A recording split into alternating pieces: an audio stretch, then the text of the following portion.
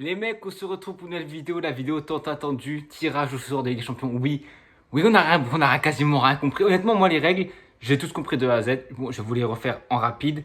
Il n'y en a plus du coup 3 équipes. On va affronter directement 8 équipes, 4 à domicile, 4 à l'extérieur. Un classement unique, il n'y a plus de phase de poule. On a vu énormément de compatibilité, de probabilités possibles. C'est pour ça que le tirage a été fait par un ordinateur, par un robot, parce que manuellement, c'est impossible. Il y a trop de, comment on appelle ça, il y a trop de possibilités, en fait. Il y a trop de parallèles, il y a trop de...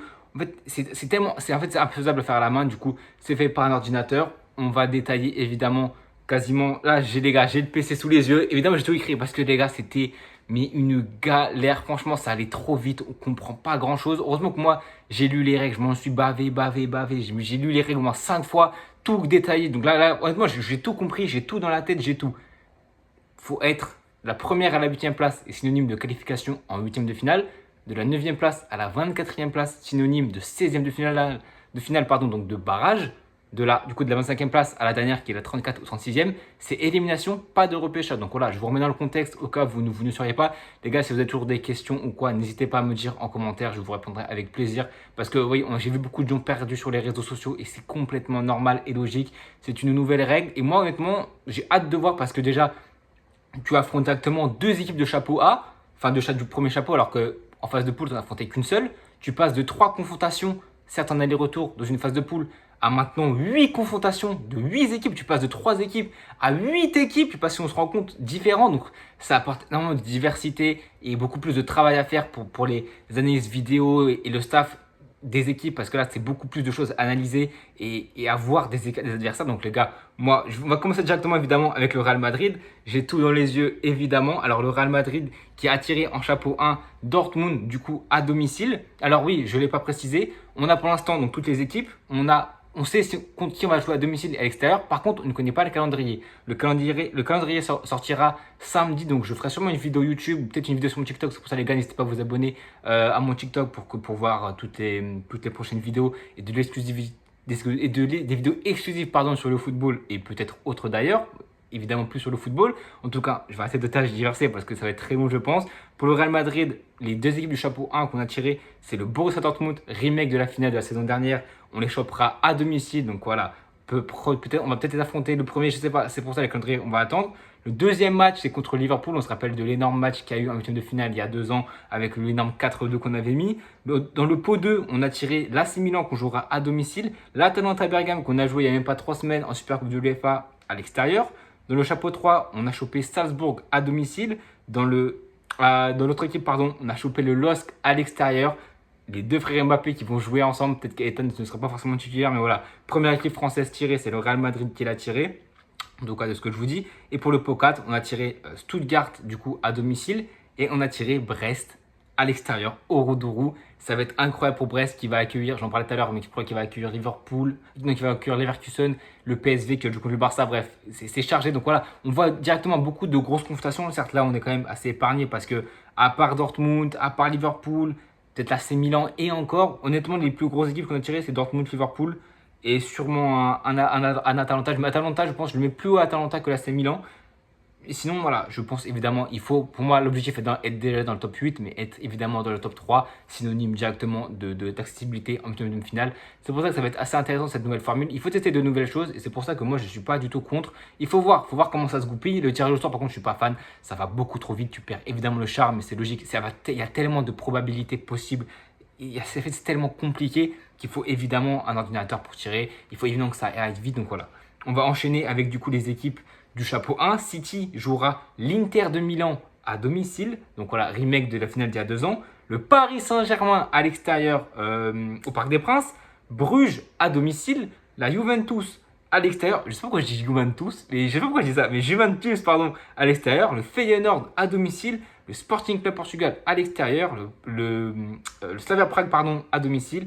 Et Bratislava à l'extérieur. Donc franchement, c'est assez clément pour City. Hein. À part l'Inter qui est compliqué, le PSG qui est compliqué et la Juventus. Bon, honnêtement, le reste, Bruges, Feyenoord, Sporting, Slavia Prague et Bratislava, Sparta Prague, pardon, et Bratislava, honnêtement, c'est complètement accessible. On passe à l'Inter de Milan, qui du coup jouera à domicile contre Leipzig, à l'extérieur, comme je dis, contre City. à domicile contre Arsenal, à l'extérieur contre Leverkusen, à domicile contre l'Étoile Rouge de Belgrade, à domicile, extérieur, domicile, extérieur, domicile, Young Boys pardon, à l'extérieur. On espère que les matchs seront transmis.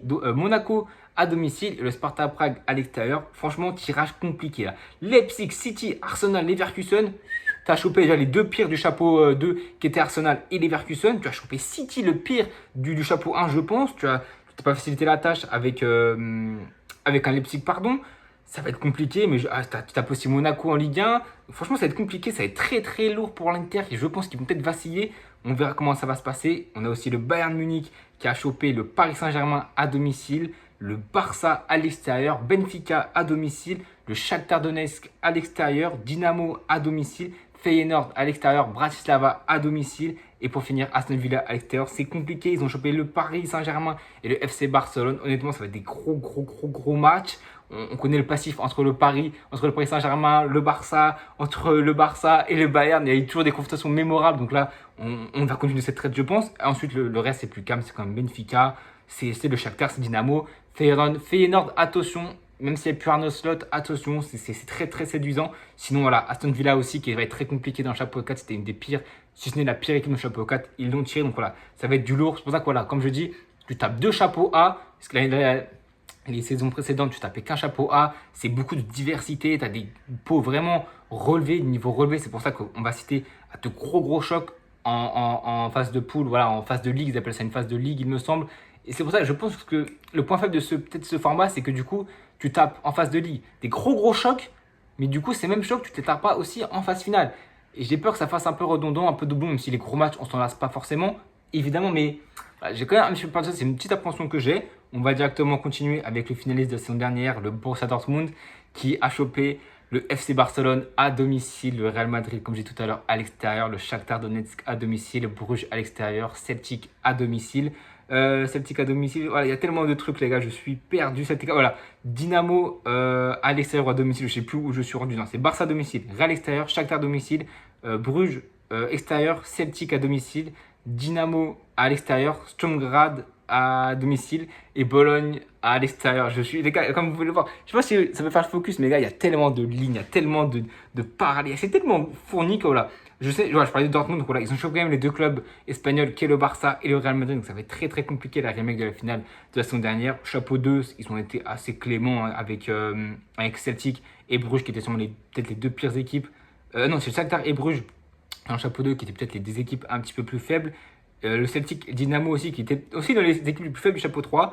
Et pour le chapeau 4, c'était le Sturm et Bologne. Franchement, un tirage très très clément pour Dortmund, qui va affronter le Barça et Real en grosse équipe. Et ensuite, ça va être tout droit. On sait que les matchs de champion, c'est serré. Mais voilà, il y a aussi Bologne, même si c'est en Thiago Motta, on est en perdu Calafiori, on est en perdu Zirkzee et d'autres joueurs. Ça va être très compliqué pour le Bologne de perdurer dans cette Ligue des Champions. Mais voilà, ils y sont, et c'est tant mieux pour eux. Donc Dortmund, je pense qu'ils ont quand même une petite marge dans cette Ligue des Champions.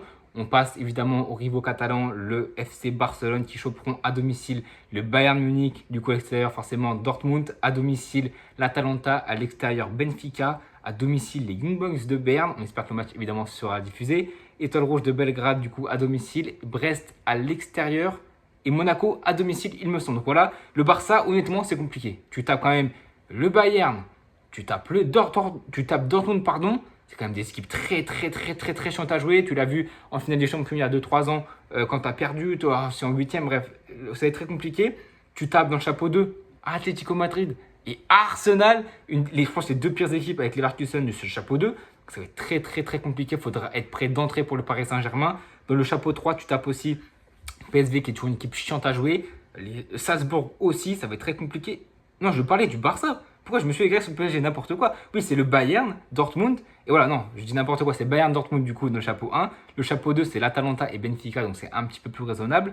Young Boys de Berne et Étoile Rouge de Belgrade pour le chapeau 3. Et le duo français Brest et Monaco pour le chapeau 4. Remake du coup du trophée Gumper en pré-saison où Monaco a gagné 3-0 contre le Barça. Donc voilà, peut-être que le Barça pourra prendre le revanche. Je pense que le Barça quand même a de la marge. Bayern, Dortmund, Atalanta, ça va être compliqué. Et Monaco sera aussi un petit peu compliqué, je pense. Mais le Barça, je pense, a de la marge. Objectif pour eux, c'est d'être dans le top 24. Évidemment, d'aller au moins en 6ème de finale.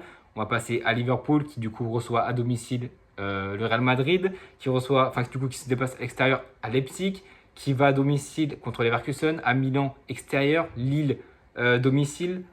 PSV extérieur, Bologne domicile et Gérone extérieur. Liverpool, on dirait pas, mais franchement, non mais Liverpool, Real, Leipzig, Leverkusen, Milan, Lille, PSV, Bologne. C'est que des matchs de ouf.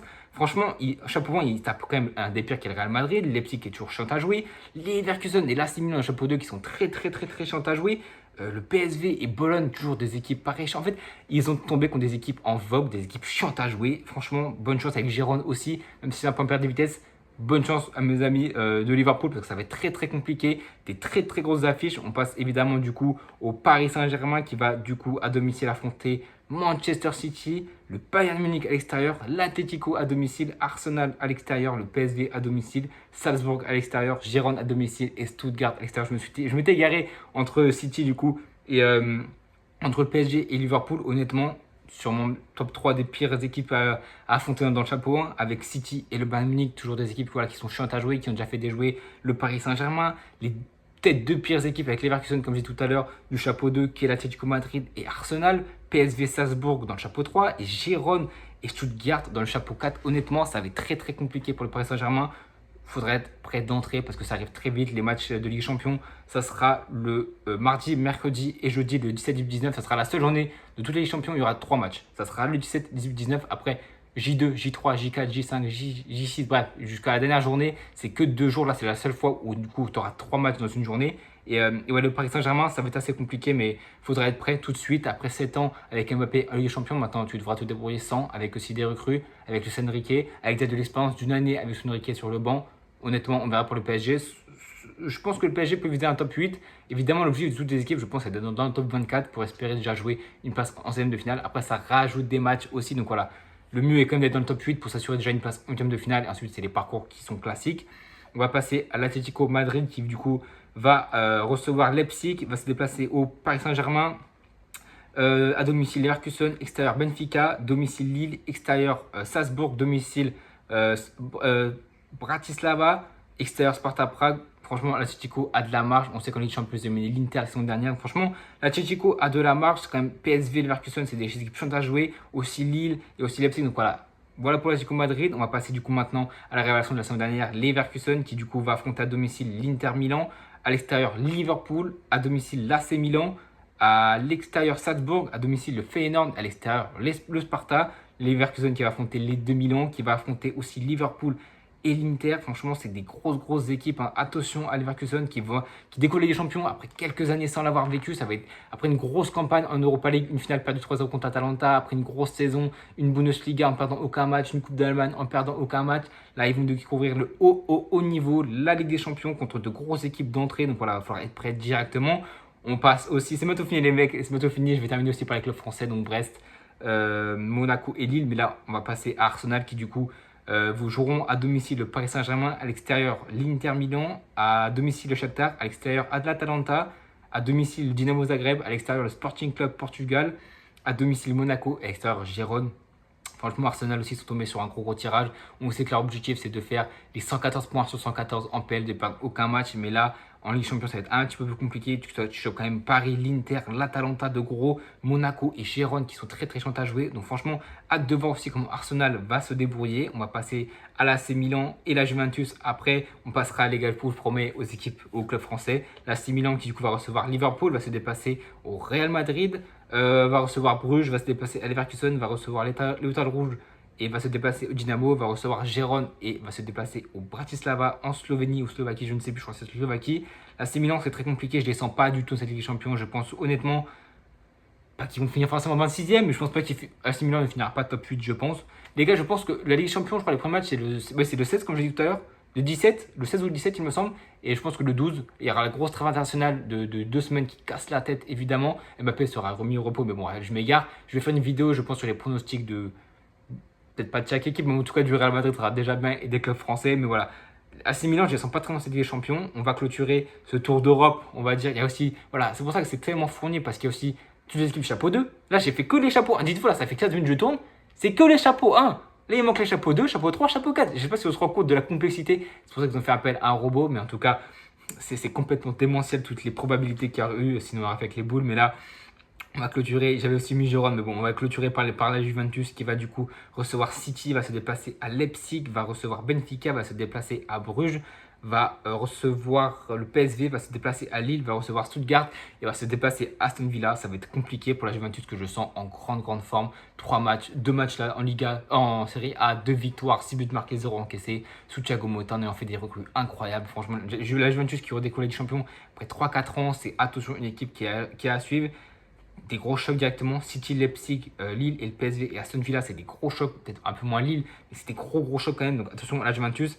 On va clôturer évidemment cette vidéo. Je suis essoufflé, j'ai mal à la mâchoire tellement je parle, tellement il y a de probabilités. J'espère qu'en tout cas la vidéo vous plaît. Si vous n'avez pas forcément été au courant des groupes qui ont été tirés, on va passer du coup à Lille qui va recevoir le Real Madrid, qui va se déplacer à Liverpool, qui va recevoir la Juventus, qui va se déplacer à l'Atlético Madrid, qui va recevoir le Feyenoord, qui va se déplacer au Sporting Club Portugal, qui va recevoir Sturm et qui va se déplacer à Bologne. C'est énorme pour Lille. Lille va jouer le Real, elle est tombée sur le Real Liverpool, des grosses équipes énormes du chapeau 1, la Juventus et l'Atlético, une des pires équipes de chapeau 2, Feyenoord, la pire équipe de chapeau 3, le Sporting tout chante à jouer, le Sturm Graz en chapeau 4 et le Bologne exceptionnel de Thiago Motta, mais s'il n'est plus là. Lille, honnêtement, je ne donne pas cher de leur peau. Je ne pense pas qu'ils iront dans la 24e place. Ça serait très compliqué. Lille qui, du coup, les deux Mbappé vont s'affronter, comme je l'ai dit tout à l'heure. Ça va être franchement intéressant de voir ce match. On va passer à l'AS Monaco qui va du coup recevoir le FC Barcelone, va se déplacer à l'Inter Milan, va recevoir Benfica, va se déplacer à Arsenal, va recevoir l'Étoile Rouge, va se déplacer à Dynamo, va recevoir Aston Villa et va se déplacer à Bologne. Franchement, beaucoup de concordance aussi avec Lille qui affrontent tous les deux Bologne, qui affrontent tous les deux... c'est tous les mecs en fait, j'ai vu que ça, non, c'est tout. Et ouais, Barça Inter, c'est du très haut dans le chapeau 1. Arsenal aussi dans le chapeau 2.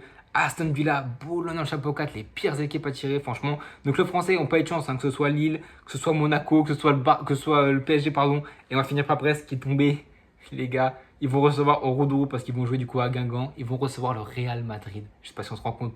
Franchement, mes amis brestois, première saison de l'histoire de Brest en Ligue des Champions. Les gars, vous n'êtes pas là pour gagner. Je pense que vous n'avez pas d'attente avec l'adversité que vous allez avoir. Franchement, les gars, supporters brestois qui me regardent, kiffez le moment. Allez vous déplacer au stade, même à Guingamp, au Roudourou. Parce que là, recevoir le Real Madrid champion en titre, je pense que ça arrivera qu'une fois dans une vie. Et ils vont se déplacer au FC Barcelone, à Montjuic, du coup pas au Camp Nou. Ils vont recevoir Leverkusen de Xabi Alonso. Franchement, non, franchement, c'est exceptionnel. Ils vont se déplacer au Shakhtar, recevoir le PSV, se déplacer à Salzbourg, recevoir Sturm Graz et pour finir se déplacer au Sparta. Le Roudourou va recevoir le Real Madrid, Leverkusen, le PSV et Sturm Graz. Bon, ça, on s'en bat un peu les couilles sans vous manquer de respect, évidemment. Du lourd, du très lourd pour Brest qui n'est pas là pour performer, je pense, qui est là pour essayer de gratter un nul et une victoire pour gratter un petit peu d'argent au maximum, prendre de l'expérience et tout simplement kiffer le moment. Parce qu'on n'oublie pas que le football, c'est aussi kiffer, c'est aussi de la passion, c'est affronter des joueurs de classe internationale, des mecs qui sont exceptionnels et là affronter des Bellingham, des Vini et toute la clique, ça va être exceptionnel, tout comme le Barça et les Leverkusen et franchement c'est incroyable. Comme français, je ferme ce PC de mort qui me gonfle complètement. En tout cas les gars, n'hésitez pas à vous abonner, à liker, à partager. Franchement, une journée pleine avec la liste de Didier Deschamps qui a été annoncée, la Ligue des Champions. À 21h30, le Real Madrid, le débrief sera directement disponible à la fin du match. Ça charbonne. En tout cas les gars, n'hésitez pas à vous abonner, à liker, à partager si ce contenu vous a plu. Et à bientôt tout le monde.